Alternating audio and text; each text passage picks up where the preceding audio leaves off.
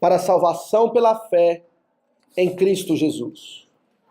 Toda a Escritura é inspirada por Deus e útil para o ensino, para a repreensão, para a correção, para a educação na justiça, a fim de que o homem de Deus seja perfeito e perfeitamente habilitado para toda boa obra.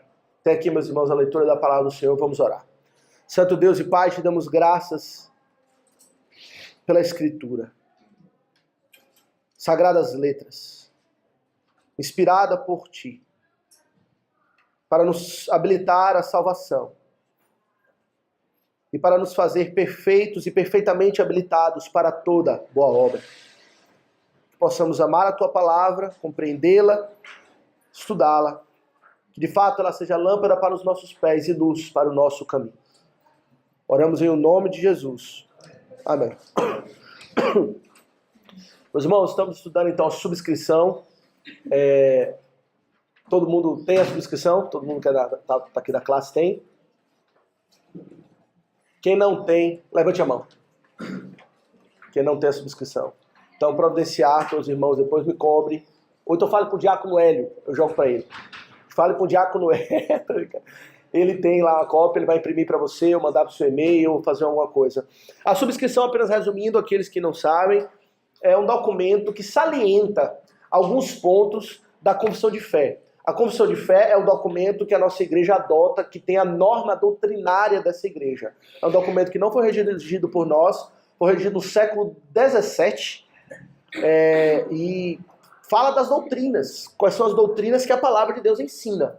Então você pergunta, o que você crê sobre isso? O que você crê que a Bíblia ensina sobre Deus, sobre salvação? Está lá. E essa subscrição é um documento que aí nós redigimos, que salienta alguns pontos que nós julgamos importantes, controversos, da subscrição de fé, ou da confissão de fé. Entendeu? E nós já começamos então, já fizemos uma primeira aula explicando mais detalhadamente o que é a subscrição, não vamos demorar aqui, para a gente não gastar o tempo demais. Mas tivemos essa aula falando sobre isso, tivemos a primeira aula tratando do primeiro ponto da subscrição, que é sobre Deus e a salvação, um assunto essencial com respeito a como podemos ser salvos, não é? Está nesse primeiro ponto, nós vimos semana passada. Quem não esteve aqui, que é da classe, já foi gravado, está no YouTube. E aí você pode assistir lá depois o link, até passei para algumas pessoas já. Quiser perder, porque eu lembro que tinha bem menos pessoas dessa classe semana passada. Então vocês podem acompanhar lá para não perder o fio da meada. E hoje vamos considerar o ponto 2, que fala sobre as Escrituras. O que é que nós cremos, vocês vão ser recebidos como membros nessa igreja, qual é a visão que nós temos a respeito da Bíblia? Está aqui nessa afirmação. E nós vamos tratar de alguns pontos gerais de um ponto específico que sabemos que é bem controverso. Vamos lá. Vou ler a subscrição. Toda a Escritura é divinamente inspirada por Deus, inerrante, perfeita, completa e suficiente. Portanto, ela é a palavra de Deus e toda a sua vontade revelada para a nossa vida, e a ela nada se acrescentará em tempo algum, tendo cessado os antigos modos de Deus revelar a sua vontade. Ao completar-se o cânon, isto é, o registro de todos os livros sagrados, os dons de revelação que supriam a igreja apenas de um conhecimento parcial cessaram pelo advento do conhecimento perfeito contido nas Escrituras. Então essa é a afirmação que nós sustentamos, que nós cremos a respeito da palavra de Deus. Primeira coisa que nós temos nessa subscrição é alguns atributos da própria palavra de Deus. Ela é, primeiro, divinamente inspirada. Ora, eu creio que todos pensam assim, pelo menos os que aqui estão, eu imagino que creem, que a palavra de Deus já não é um livro qualquer. Ela é um livro escrito por Deus, inspirada por Deus. Ele usou homens santos, mas que escreveram movidos pelo Espírito Santo de Deus. Eles não escreveram meramente deles mesmos. Por exemplo, se hoje arqueólogos encontrassem um escrito aí, e fosse comprovado de que foi escrito pelo apóstolo Paulo. E tivesse toda certeza, não foi Paulo que escreveu. É Bíblia? Não, não é Bíblia. Foi escrito de Paulo. Paulo escreveu coisas lá dele, ele pode ter escrito outras coisas. Mas a Bíblia, o que está aqui, foi inspirada por Deus, inspirada e preservada para nós, não está perdido, está aqui ao nosso alcance. De modo que estamos diante de algo que é autoritativo. Se é inspirado por Deus, então tem toda a autoridade. Quando pregamos e falamos puramente no púlpito, falamos com firmeza e confiança, essa firmeza e confiança e autoridade não vem de nós mesmos, mas vem da palavra de Deus que está sendo ensinada e aplicada. Por isso que o pastor, ao terminar a pregação, falou, entenda, é Deus falando. Não porque, como ao eu falar as palavras, eu estou ouvindo a voz literalmente de Deus. Mas não, é Deus falando no sentido de que a palavra de Deus sendo compreendida, sendo ensinada e deve ser recebida com autoridade. A autoridade de Deus. Então você pode não gostar, pode não ser fácil, pode ser difícil o assunto e tal. Mas se você compreendeu, se aquilo que foi lhe ensinado vem da palavra de Deus, então ela tem autoridade, porque a Bíblia ela foi inspirada por Deus. Cada parte dela. As partes mais fáceis, as partes mais difíceis, que o Senhor nos repreende, que nos corrige, aponta o nosso pecado, toda ela é palavra de Deus. Disso, conclui-se também que ela é inerrante. É um outro tributo da palavra de Deus. Dizer que a palavra de Deus é inerrante quer dizer que ela não tem erro. Nós não cremos que a palavra de Deus tenha um erro de qualquer natureza, de qualquer tipo, falhas. E nós sabemos que as pessoas ficam fazendo isso, né? Ficam procurando erro na palavra de Deus para mostrar e tal. Em vão, porque não tem erro. Se vem de Deus, ela é inerrante, ela é perfeita. E de fato nós podemos considerar aqui algumas coisas, né? Considerar, por exemplo, a majestade da palavra de Deus. Ela foi escrita um período muito longo. Desde Moisés, que foi o primeiro escritor inspirado na palavra de Deus, até João, da ilha de Patmos, em Apocalipse. Quantos milênios? Não foi uma década, 200, 100 anos, 200 anos. Milênios! Mas olha a perfeita harmonia da palavra de Deus. Aquilo que João fala, citando lei de Moisés. Em Apocalipse, você já reparou, Apocalipse faz muita referência à lei cerimonial do Antigo Testamento. Quer dizer, há um feixe de Gênesis e Apocalipse num só tema. Que unidade, que harmonia. Quer dizer, a gente mesmo vai escrever coisa e se contradiz. Você escreve um negócio hoje, amanhã escreve outro e já falou errado. Bote duas pessoas para trabalharem em conjunto, para escrever um livro e ter uma perfeita harmonia, que é a mais difícil. Junte um grupo. Agora pegue vários homens de várias eras diferentes, culturas diferentes, tempos totalmente diferentes, personalidades diferentes, modo de ser diferente. E essa perfeita harmonia da palavra de Deus. Isso é uma evidência, posso citar outras aqui. É uma evidência de que a palavra de Deus ela é inspirada por Deus, ela é inerrante. As profecias que se cumpriram também, que apontam para isso. Logo, ela é perfeita. É outro atributo. Inspirada por Deus, inerrante, perfeita. Aqui na passagem que a gente tem dito isso. Toda a Escritura é inspirada por Deus e útil para o ensino, para a repreensão, para a correção e para a educação na justiça. E disso que o apóstolo Paulo fala aqui em 2 Timóteo 3,16, nós concluímos também que ela é completa e suficiente. Olha, essa é a doutrina, uma das doutrinas mais fundamentais, basilares, para você compreender as demais doutrinas. Qual a doutrina? A doutrina da suficiência das Escrituras. Eu preciso de algo mais, além da Bíblia, para aprender a respeito do caminho da salvação.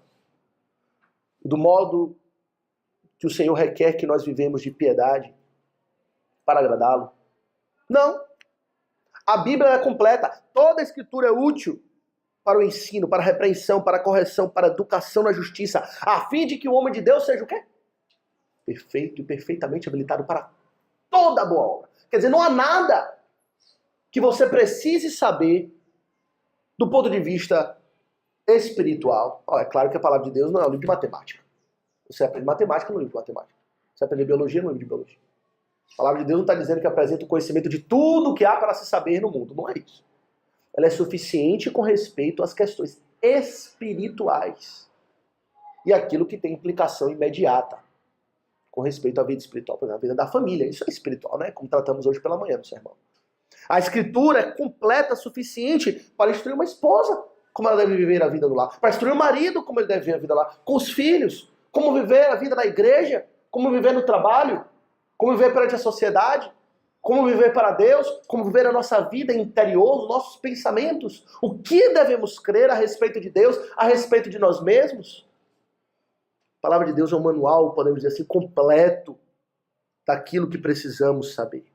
Ela é suficiente. Se ela é suficiente, então não precisa de mais nada. Fica de fora o quê? Fica de fora a nossa própria experiência. Quantas e quantas pessoas rejeitam o ensino da palavra de Deus pela própria experiência? Ah, aconteceu isso comigo, aquilo, minha vida é assim. Ela bota a vida dela acima, com autoridade acima da palavra de Deus. Ah, um dia eu tive um sonho e aconteceu, e se concretizou, tá vendo aí, ó? É Deus me falando que é isso que eu tenho que fazer. E aí você vai pegar o que a pessoa está falando, não tem nada a ver com a palavra de Deus, é completamente contrário à palavra de Deus, e aí você mostra para a pessoa, não, mas a palavra de Deus diz isso. Não, mas eu sonhei, eu tive isso, eu tive aquilo, eu tive essa experiência fortíssima que me emocionou, me impactou. Essa experiência não tem nada a ver. Ou então uns por exemplo, às vezes pensam assim, eu não fui criado assim.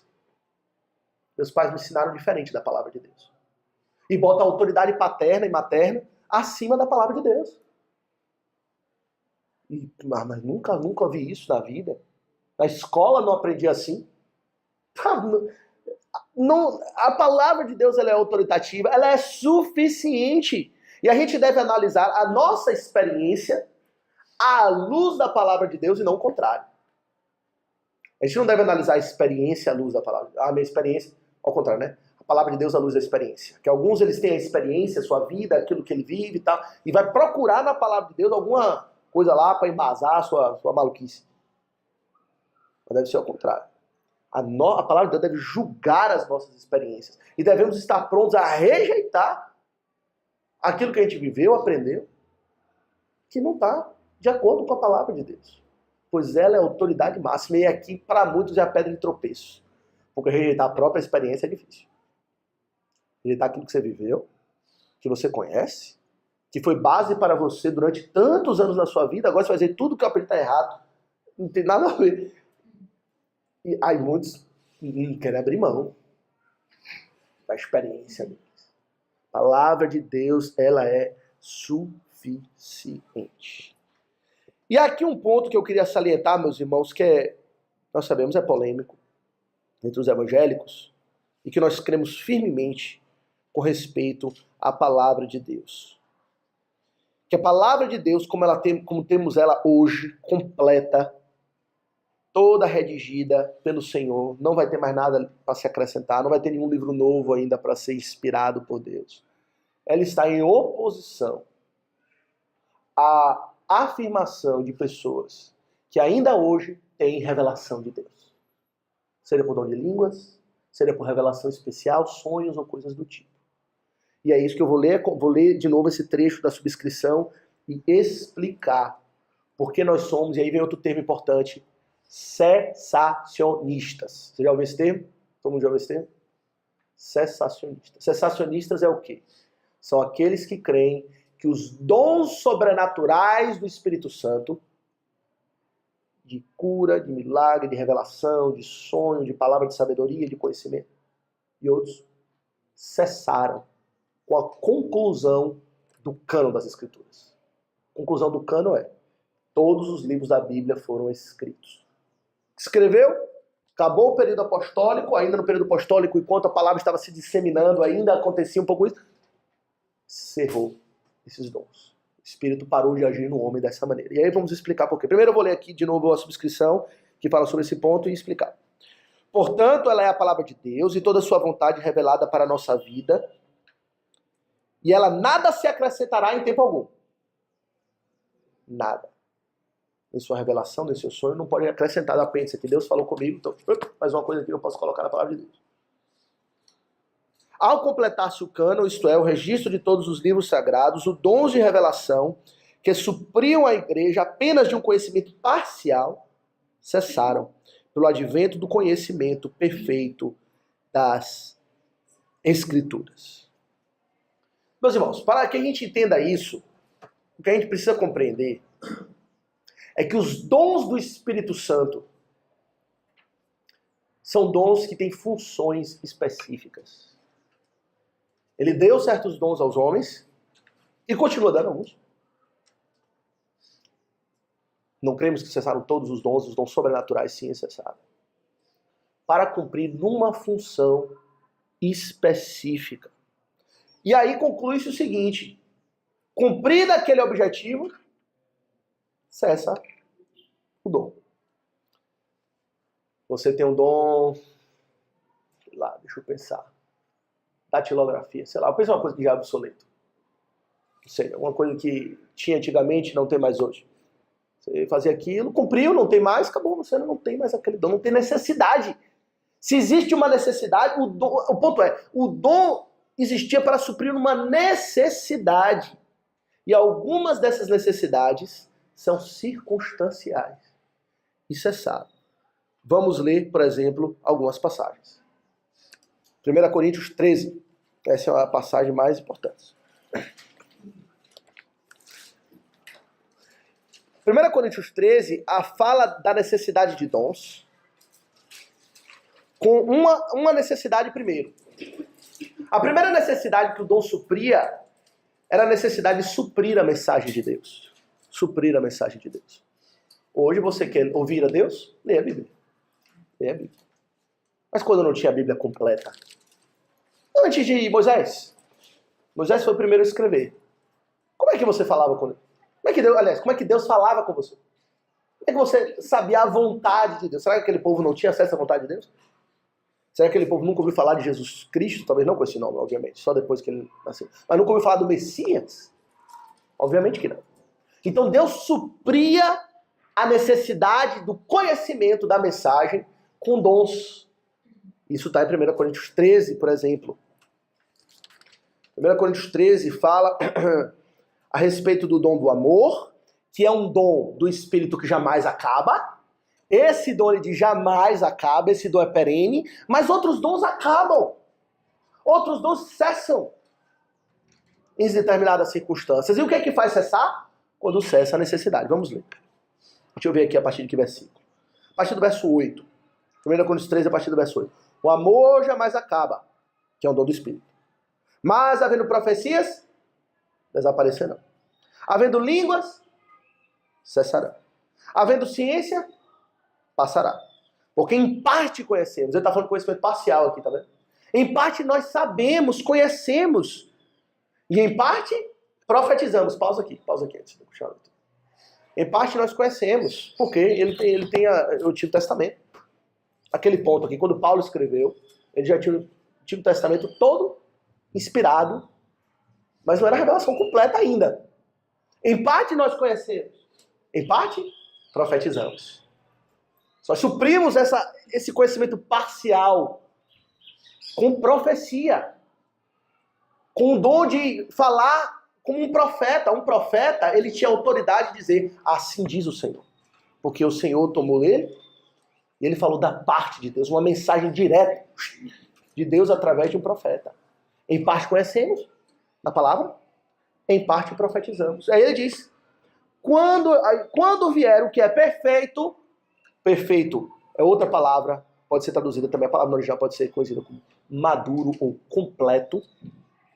A palavra no grego tem esses sentidos todos, tem essa gama de sentidos. Quando vier o que é completo, ele está falando em parcial, né? Ele está falando que é parcial. Agora vem o que é perfeito, o que é completo, que não tem adição, que eu não vou adicionar. O que é, continua a leitura, então o que é em parte será aniquilado. Quando eu era menino, falava como menino, sentia como menino, pensava como menino. Cheguei a ser homem, desisti das coisas próprias de menino. Porque agora vemos como em espelho obscuramente, então veremos face a face. Agora conheço em parte, então conhecerei como também sou conhecido. Percebe o que ele está falando aí?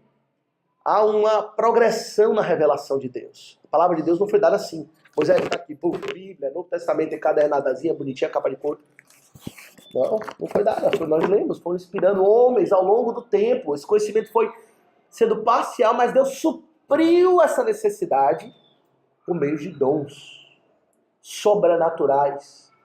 Dom de profecia, dom de línguas, dom de revelação, dom de conhecimento. Foi uma bênção para a igreja que não tinha direção naquele momento, que não tinha uma palavra de Deus para recorrer. O Senhor supre o seu povo dessa maneira. Outra passagem que fala sobre isso é Hebreus 1.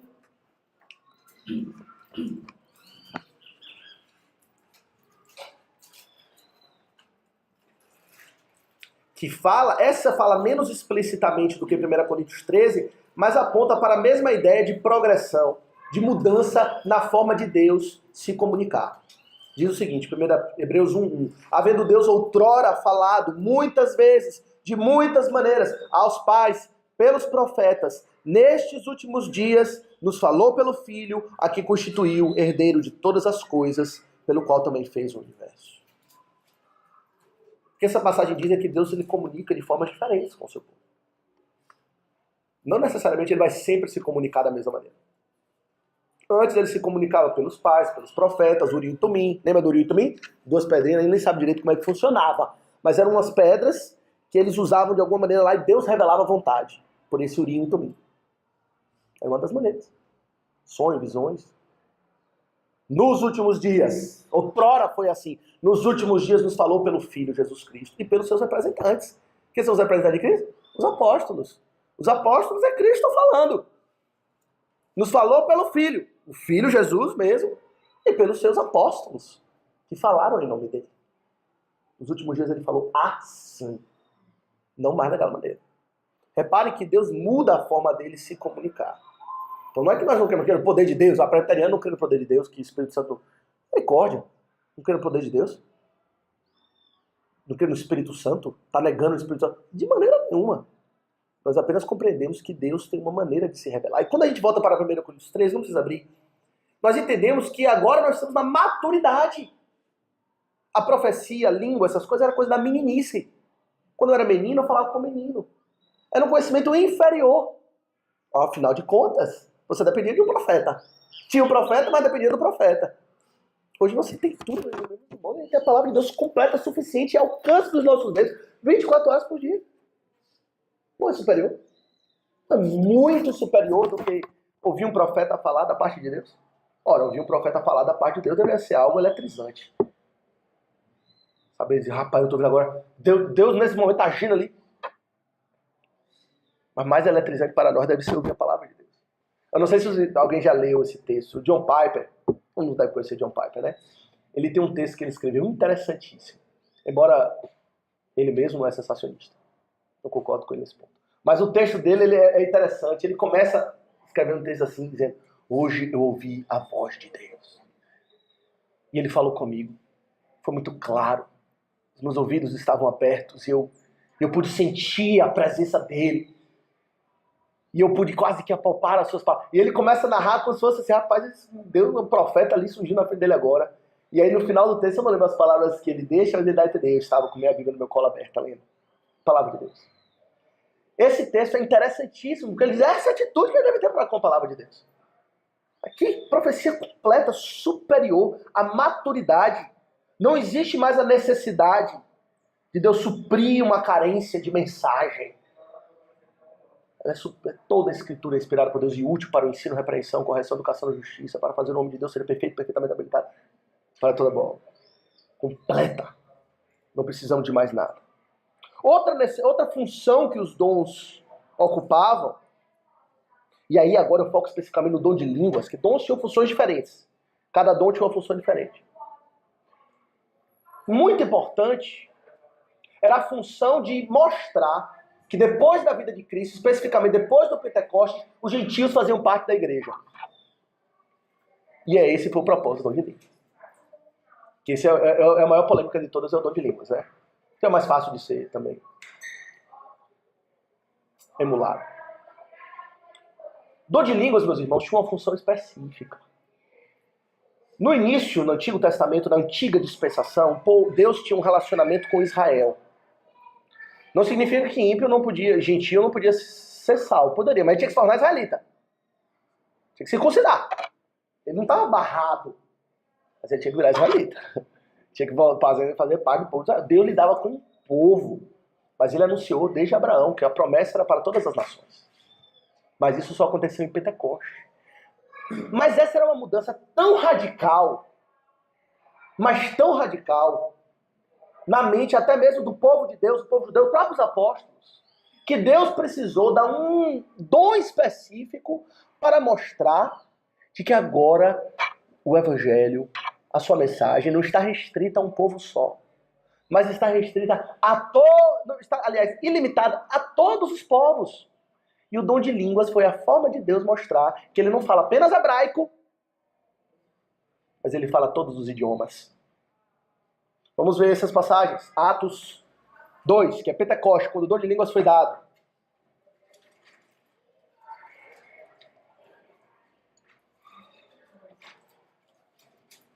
Atos 2, a partir do verso 5.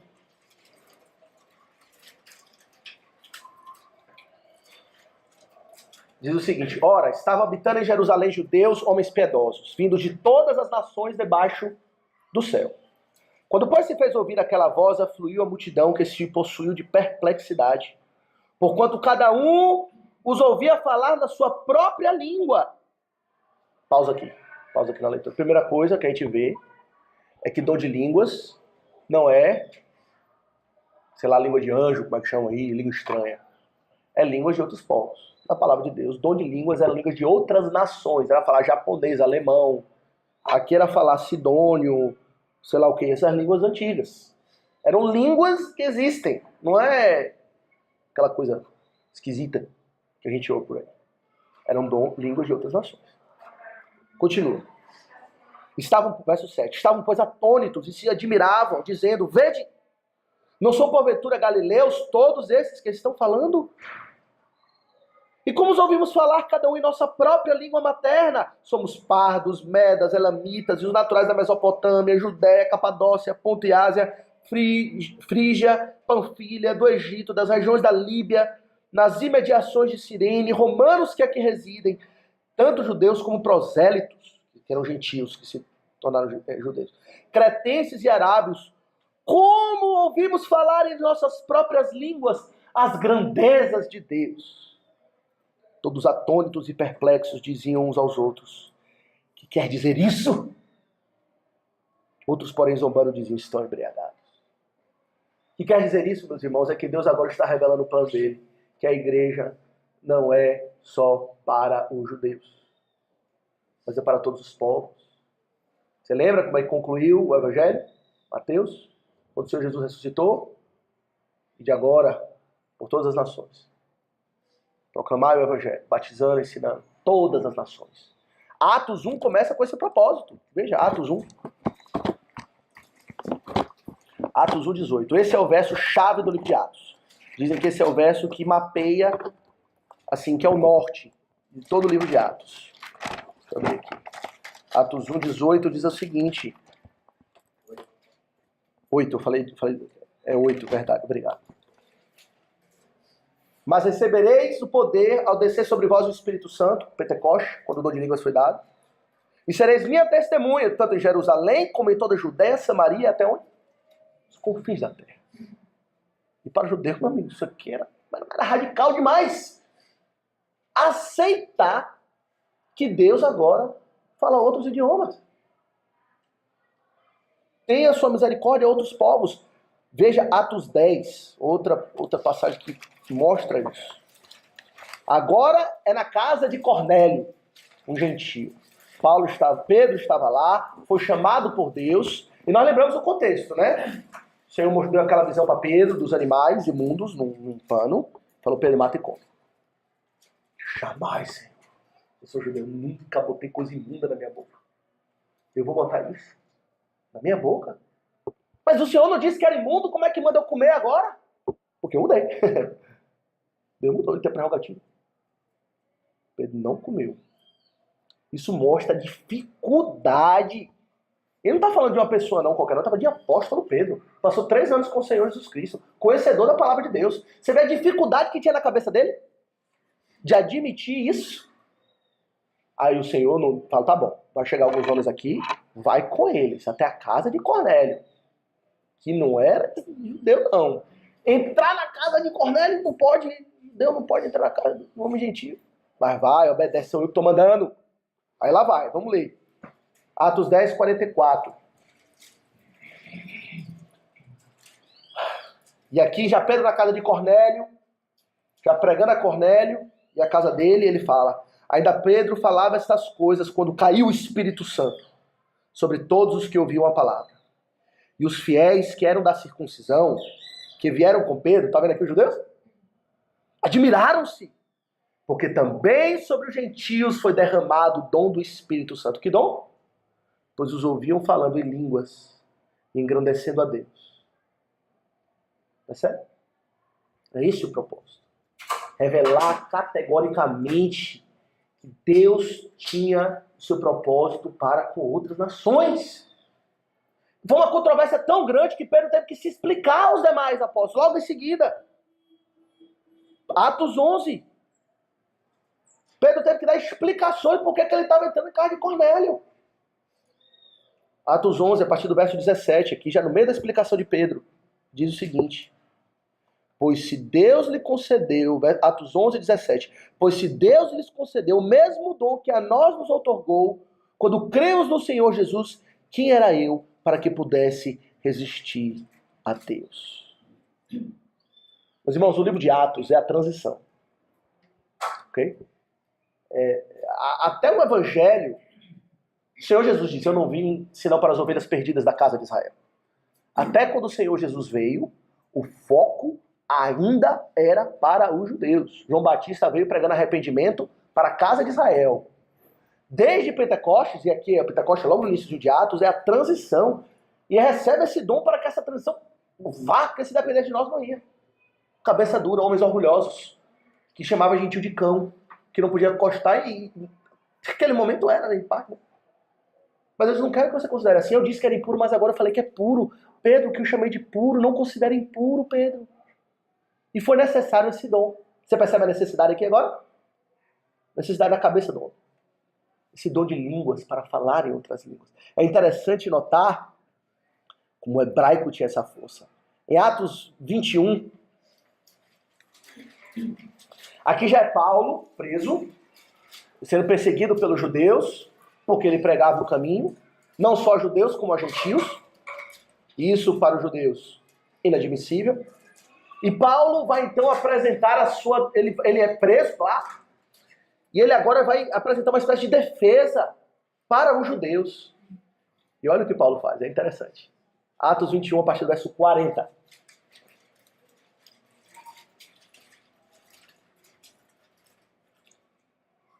Atos 21, a partir do verso 40. Obtida a permissão, Paulo, em pé na escada, fez com a mão sinal ao povo. E aqui era o povo judeu. Ele fez sinal.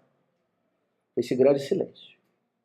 E ele falou em língua hebraica, dizendo, irmãos e pais, ouvi agora a minha defesa perante vós. E olha o que ele diz. Quando ouviram que lhes falava em língua hebraica, guardaram ainda maior silêncio. Você percebe a importância para ajudar essa questão da língua? Paulo usa isso até como estratégia. Eu quero falar com eles. Paulo falava grego, falava talvez outras línguas, não sei. Pelo menos grego, com certeza. Então eu vou falar com ele, falar em hebraico. Se eu falar em grego, eles não vão me ouvir. Aí Deus dá o dom de línguas. Vai falar hebraico não, meu amigo. Você vai falar de tudo quanto é idioma. O evangelho não é só para esse povo, não. Que eu rejeitei. Senhor Jesus, o reino vai ser transferido a outro povo que produz os seus respectivos povos, os seus respectivos frutos. Era este o propósito. Agora vamos ver isso explícito. 1 Coríntios 14. 1 Coríntios nós temos sobre o apóstolo Paulo tratando do dom de línguas, que era uma controvérsia na igreja. aqui o propósito do dom de línguas. 1 Coríntios 14, a partir do verso 20. Ele fala: irmãos, não sejais meninos no juízo, na malícia sim, sede crianças. Quanto ao juízo, sede homens e amadurecidos. A lei está escrito: falarei este povo por homens de outras línguas e por lábios de outros povos, e nem assim me ouvirão, diz o Senhor. Aí verso 22. De sorte que as línguas constituem um sinal não para os crentes, mas para os incrédulos. Mas a profecia não é para os incrédulos, e sim para os crentes. Isso não é para eles. Sabe que é dele. Então venha. Eu falei na sua língua, eu chamei, venha, o evangelho da graça está lhe alcançando. No idioma para eles. Os gentios já entraram na igreja? Já, né? Agora a gente tem que evangelizar os judeus lá. Romanos fala sobre isso. Que agora inverteu.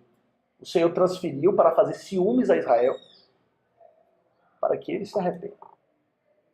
Tem mais necessidade de língua? Para que alguém compreenda que o evangelho é para todo mundo? Claro que não. Essa necessidade cessou. Se cessou a necessidade, não é excesso o dom. Deus não dá o dom à toa, não, para capricho, para orgulho homem. Para que ele possa falar, eu sei falar, não sei quantas línguas, sei lá o quê. É para uma função. Pronto, específico. O livro de Atos deixa claro qual é essa função para a gente.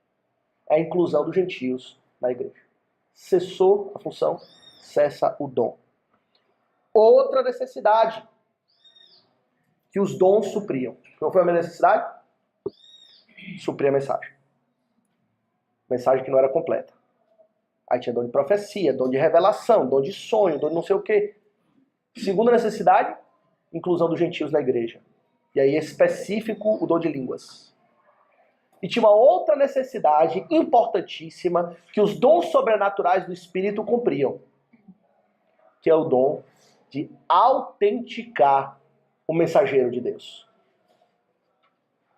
E aqui fala-se em dons de milagres, curas, poderes sobrenaturais. Esses poderes de cura, é o que a gente sabe hoje, né? Muitos falam, ser dom de cura, ser curado, não sei o quê, vem aqui, mostra a chapa, já não tem mais. Não tinha um propósito, o dom de cura, dom de milagre dessas naturezas, não tinha um propósito de aliviar dor de ninguém. Tinha um propósito de autenticar o mensageiro, para que a mensagem dele fosse recebida como mensagem de Deus, aqui ó, está evidenciada com milagre. A cura tem a ver, porque mostra que Deus vai operar uma cura espiritual. Então ela tem alusão com os propósitos da mensagem. Mas o propósito, em última instância, não é aliviar a doença de ninguém, não. O propósito é autenticar. Vamos ver isso em várias passagens. Primeiro, desde Moisés. Êxodo 4. Êxodo 4. O Senhor chama Moisés e diz, vai, diz para o povo que eu vou tirar ele do Egito. Aí Moisés fala, não vão crer em mim. Êxodo 4, a partir do verso 1. O Senhor chamou Moisés, ok? Para ser o mensageiro dele no meio de um povo.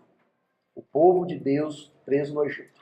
Aí vem, vamos ler então a passagem. Respondeu Moisés, mas eis que não crerão, nem acudirão à minha voz, pois dirão, o Senhor não te apareceu. Perguntou-lhe o Senhor, que é isso que tem nas mãos? Respondeu-lhe um bordão. Então ele disse, lançam na terra. Ele lançou e o bordão virou uma serpente. E Moisés fugia dela. Disse o Senhor a Moisés, estende a mão e pega pela cauda. Estendeu ele a mão, pegou-lhe pela cauda e ela se tornou em bordão.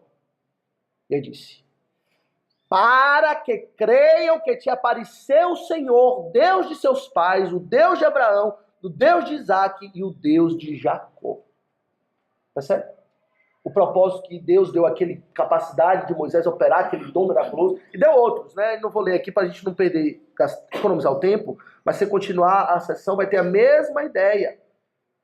De que o Senhor deu a ele essa capacidade de fazer esses milagres, essas coisas sobrenaturais, para que creiam na voz. Para que vejam, Deus esteve com esse homem, e ele agora vai nos falar algo novo. E é Deus falando. Deus teve essa função na vida de Moisés. Jesus, vamos agora correr para frente, Mateus 9.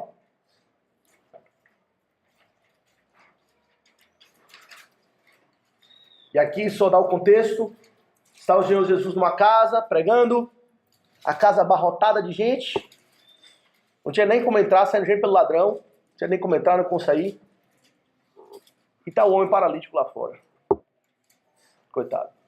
Querendo falar com o Senhor. Quem sabe o Senhor Jesus é curado, vai tratar da vida dele. Sem condição nenhuma de chegar à presença de Deus, porque estava na presença de Jesus, porque estava ali socado de gente. O que fazem? Sobem no telhado, cavam um buraco, desce o homem na frente de Jesus. Deixa eu abrir aqui, peraí que eu só tenho um versículo aqui na minha frente. Deixa eu abrir então.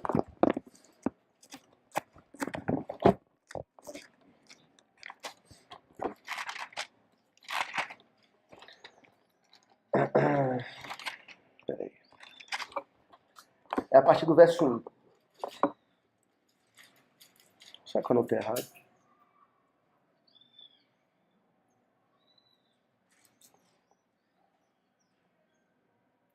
Acho que os outros evangelhos contam os detalhes maiores. Mas enfim, chega o paralítico, verso 2, deitado no leito, vendo-lhes a fé, Jesus lhe disse ao paralítico: tem bom ânimo, filho, estão perdoados os teus pecados. Já imaginou? Aí não sabe o que é que o paralítico desejava. Pelo que o Senhor Jesus fala, o desejo dele era perdão de pecados, né? Jesus conhece os corações, ele fala: tem bom ânimo, seus pecados estão perdoados. O pessoal crê que ele queria a cura. Que aquele paralítico queria ser curado por Jesus, talvez ele quisesse também. Mas quando o Senhor Jesus olha para aquele homem e fala: fique animado, fique feliz, porque eu vou lhe dar o que você deseja. Seus pecados estão perdoados. Aí sobre aquela controvérsia, quem é você para perdoar pecados? Como pode? Blasfêmia! Os escribas falaram. Que autoridade você tem? Como é que você pode falar isso? Aí o Senhor Jesus então fala: o que é mais fácil dizer? Estão perdoados os teus pecados ou levanta-te e anda? Aí ele dá o propósito. Para que saibais que o Filho do Homem tem sobre a terra autoridade para perdoar pecados, eu digo: levanta e anda. Ele levantou e andou. Ele levantou e andou por quê? Porque aquele homem sofria? Não. Porque a autoridade dele foi questionada. Agora eu vou mostrar a minha autoridade. Tudo bem, dizer: eu perdoado os teus pecados é fácil, né? Qualquer um pode dizer. É para você saber que de fato o pecado dele foi perdoado. Eu tenho autoridade para isso. Eu vou fazer algo visível, algo miraculoso. E vai autenticar o mensageiro. Percebe? Autenticou Moisés, autenticou o próprio Senhor Jesus. E ele fala então com autoridade. O propósito não é aliviar ninguém. Nunca foi. Quando Timóteo estava doente, suas constantes enfermidades de estômago, o que é que Paulo faz com Timóteo? Ele cura Timóteo? Ele prescreve um remédio para Timóteo.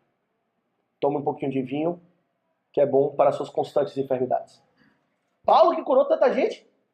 Por que ele não curou Timóteo, o seu chegado, o seu pupilo? Ele não podia aliviar Timóteo ali? Mas o propósito não é esse. O propósito não é aliviar ninguém. Ao aliviar, novamente, comunica algo a respeito do próprio Evangelho, que o Evangelho cura as nossas mazelas, os nossos pecados. Tem a ver com a própria mensagem proclamada, mas não é a coisa em si. Quantos hoje procuram cura? Estão mais interessadas na cura do que na mensagem.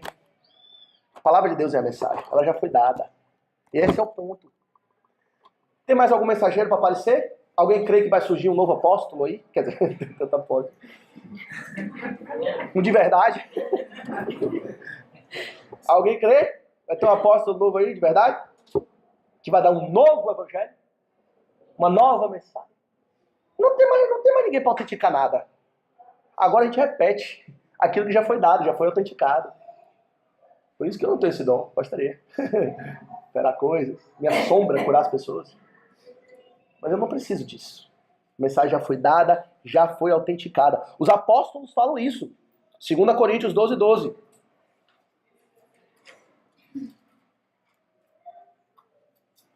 Estamos quase acabando, gente. Você já deu meio-dia, mas 5 minutinhos no máximo a gente acaba. 2 Coríntios 12:12.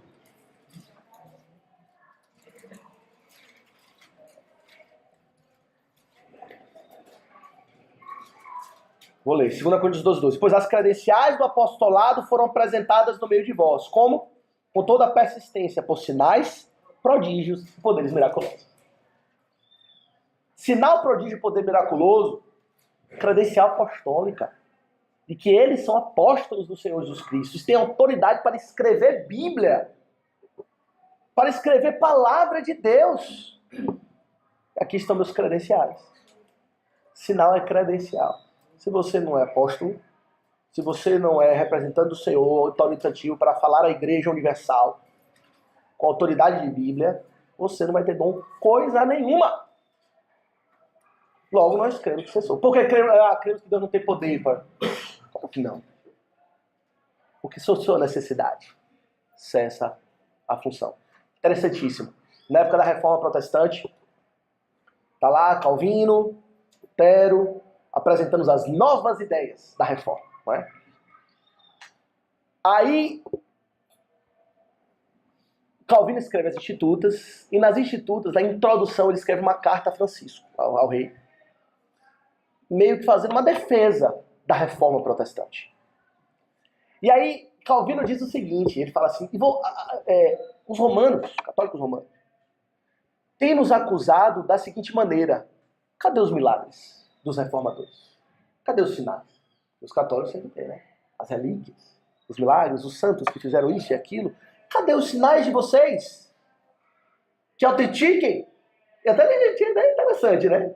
O sinal é autenticar, que vocês estão falando a verdade. E até por esse lado aí ele estava pé. A resposta de Calvino é genial. Ele disse: eu não tenho um novo evangelho para apresentar. Eu não tenho um novo evangelho. Senão o evangelho já foi pregado.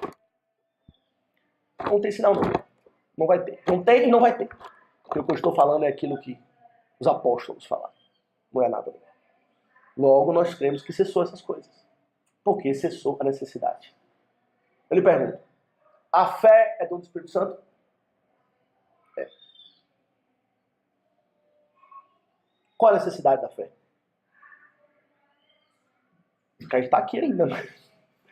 E não vê Jesus ainda com os nossos olhos. A fé também vai cessar. Ainda não cessou porque tem necessidade ainda da fé. Quando chegarmos nos céus, vermos o Senhor face a face, olhar no olho dele, acabou a fé. Não vai ter mais o dom da fé. Não vai ter mais o dom do arrependimento.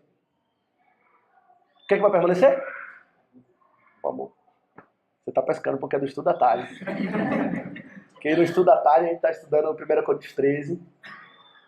Então é exatamente nesse ponto. O amor jamais acaba. 1 Coríntios 13. Jonathan Edwards, explicando essa passagem. O amor vai permanecer. Todos os outros dons do Espírito são acessórios a esse promover o amor. Todos eles. Fé, esperança e o amor. Esses três, porém o maior deles é o amor. Os outros vai passar. Dom de língua passou. Profecia passou. Cessou a necessidade passou. Fé continua. Mas é uma muleta pra gente. A fé é preciosa para nós agora.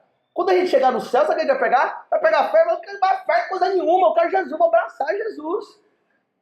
Porque eu não vai precisar mais de fé.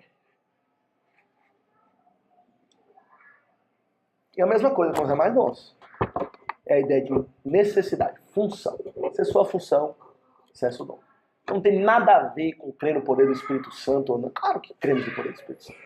Tem a ver com entender a palavra de Deus. Entender o propósito dessas coisas, que não é por orgulho do homem, mas sim para a glória de Deus. Portanto, a palavra de Deus ela é suficiente. Não precisamos de nada dessas coisas. Nada. Ela é completa, suficiente, capaz de fazer o homem de Deus perfeito, perfeitamente habilitado para toda boa obra. Somos cessacionistas. Ok? Vamos encerrar por aqui, já estamos avançados no horário. Se tiver alguma pergunta, eu vou orar, encerrar. Se tiver alguma pergunta, você pode procurar depois e a gente continua conversando sobre isso. Vamos lá. Santo Deus e Pai, obrigado porque a tua obra é perfeita. Porque o Senhor faz tudo com sabedoria. Vivemos esses dons, somos gratos porque eles existiram e o Senhor foi suprindo a tua igreja como um pai supre ao seu filho em cada estágio do seu desenvolvimento. O Senhor foi dando o que a tua igreja precisou. Te damos graças, ó Deus, pelos dons que o Senhor ainda nos dá. Pela fé, o arrependimento, o amor. E que o Senhor nos capacita para continuar a perseverar, a crer na tua palavra. Mas ansiamos, ó Deus, pelo grande dia, onde estaremos para sempre com o Senhor em perfeito amor. O amor reinando entre nós e, sobretudo, entre o Senhor e Jesus Cristo. Obrigado pela tua palavra, que ela seja o nosso guia nessa vida. Que possamos ouvir a tua voz, nos submeter a ela, sermos aperfeiçoados por ela. Abençoa-nos, ó Deus. Perdoa os nossos pecados. Oramos em o nome de Jesus. Amém.